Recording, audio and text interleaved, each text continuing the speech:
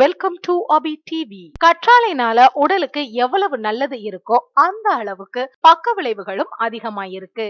யாரெல்லாம் கற்றாழை சாப்பிடலாம் அப்படிங்கறத விட யாரெல்லாம் கற்றாழை சாப்பிடக்கூடாது அப்படிங்கிறது ரொம்ப முக்கியம். சோ அத பத்தி தான் இன்னைக்கு வீடியோல தெரிஞ்சுக்க போறோம். சரி வாங்க வீடியோக்குள்ள போகலாம்.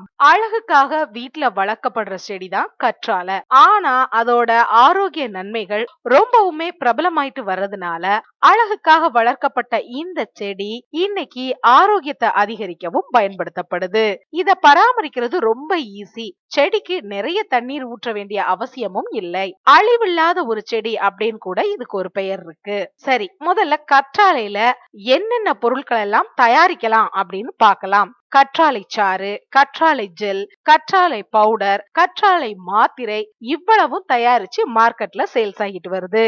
இந்த கற்றாழையில என்னென்ன இருக்குன்னு தெரிஞ்சுப்போம். கற்றாழையின் இலை பகுதி ரொம்பவே மிருதுவா இருக்கும். இதுல 96% தண்ணீர் இருக்கு. விட்டமின், மினரல், ஆன்டி ஆக்சிடென்ட், 7 முக்கியமான நொதிகள், 20 அத்தியாவசியமான அமினோ அமிலங்களும் இருக்குது. சரி, இனி இந்த கற்றாழைய எப்படி டிசைனா சாப்பிடலான்னு பார்க்கலாம். கற்றாழையில இருந்து கிடைக்கக்கூடிய ஜெல்ல அப்படியே எடுத்து நேரடியா சாப்பிடலாம். அல்லது நீங்க தயாரிக்கும் ஜூஸ் அல்லது ஸ்மூத்திலையும் இந்த கற்றாழை ஜெல்ல கலந்து சாப்பிடலாம். இதன் வழுக்கும் தன்மை மற்றும் மிதமான நறுமணம் சாலட்ல நல்ல சுவையை தரும். கற்றாழை சாறு அலர்ஜி எதிர்ப்பு மற்றும் ஆன்டி ஆக்சிடென்ட் பண்புகள் மற்றும் ஊட்டச்சத்துக்கள் நிறைந்த பொருள் கற்றாழை அப்படிங்கறதுனால இந்த கற்றாழையோட சாறு உடம்புக்கு ரொம்ப நல்லதாம். கற்றாழை இலையின் முனையை கிள்ளி எறிந்து விட்டு இலையில் இருக்கும் ஜெல்லை எடுத்து தண்ணீரில் கலந்து அரைத்து சாறு தயாரிக்கலாம். இந்த சாறை அப்படியே குடிச்சிடலாம். கற்றாழை ஜெல்லுடன் சிறிதளவு மஞ்சள் தூள் சேர்த்து வதக்கவும். பின்பு அதில் உப்பு மற்றும் வறுத்த சீரகத்தை சேர்க்கவும். இதனை உங்களோட சாண்ட்விச் இல்லனா ஸ்டார்டர் உணவுகளின் மீது தூவியும் சாப்பிடலாம். வேக வைத்த கற்றாழை தண்ணீர் பதம் அதிகம் உள்ள கற்றாழையை வேக வைப்பதால் மிகவும் மென்மையாக மாறுகிறது. இதனை வேக வைத்த காய்கறிகளுடன் சேர்த்து சாப்பிடலாம். இப்படி வேக வைத்த கற்றாழையை சாப்பிடும் பொழுது கசப்பே இருக்காதாம். சரி, இந்த கற்றாழை எப்படியெல்லாம் நம்ம உடம்புக்கு ஹெல்ப் பண்ணுதுன்னு பார்க்கலாம். கற்றாழை சாறு உட்கொள்வதால் அல்சர், செரிமான கோளாறு சரியாகும். கற்றாழை ஜெல் சருமத்தின் மேல் புறத்தில் உள்ள தீப்புண்கள், தடிப்புகள், காயங்கள், கட்டிகளை சரி செய்து. நெஞ்செரிச்சல், எதுக்களித்தல் போன்றவைகளை நீக்கவும் கற்றாழை உதவுகிறது. நீரிழிவு நோயினால் பாதிக்கப்பட்ட நோயாளிகள் மற்றும் நீரிழிவிற்கு முந்தைய நிலையில் இருக்கும் நோயாளிகள் கற்றாழைய கண்டிப்பா எடுத்துக்கலாமா?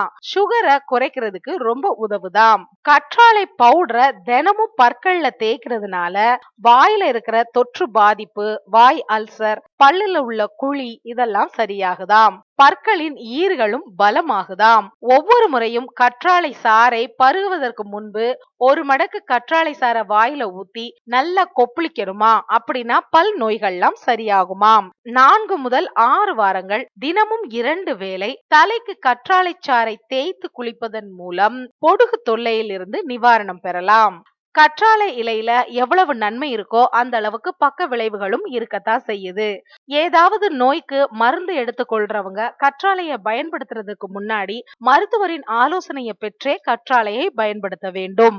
உதாரணத்திற்கு பெருங்குடல்ல புண் இருக்கிறவங்க கற்றாழைய சாப்பிட்டீங்கன்னா குடல்ல எரிச்சல் ஏற்படும். கற்றாழை சாற்றின் அதீத பயன்பாடு நிறைய யூஸ் பண்ணீங்கன்னா மலச்சிக்கலை உண்டு பண்ணும்.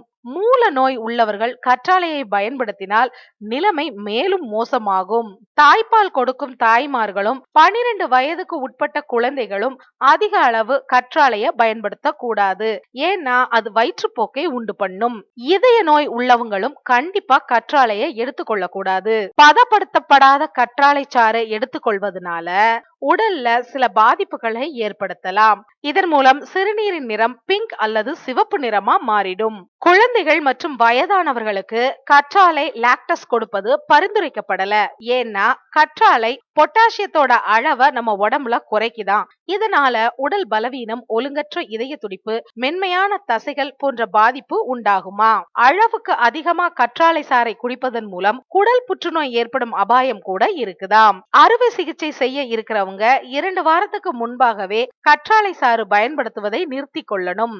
ஏன்னா கற்றாழை அறுவை சிகிச்சைக்கு பின் உடம்பில் இருக்கிற இரத்த சர்க்கரை அளவின் மாற்றத்தை ஏற்படுத்தும். மலச்சிக்கல், இரத்த சர்க்கரை, பல் தொடர்பான பாதிப்பு, சருமத்தில் உண்டாகும் தடிப்பு, புண் இது போன்ற ஆரோக்கியம் தொடர்பான பிரச்சனைகளை நிர்வகிப்பதில் கற்றாழை ஒரு சிறந்த தீர்வா இருந்தா கூட கற்றாழை தனக்கே உரிய பக்க விளைவுகளையும் உண்டு பண்ணும். அதனால தினசரி பயன்பாட்டில் கற்றாழையை இணைப்பதற்கு முன் மருத்துவரின் ஆலோசனையை பெறுவதே மிகவும் நல்லது.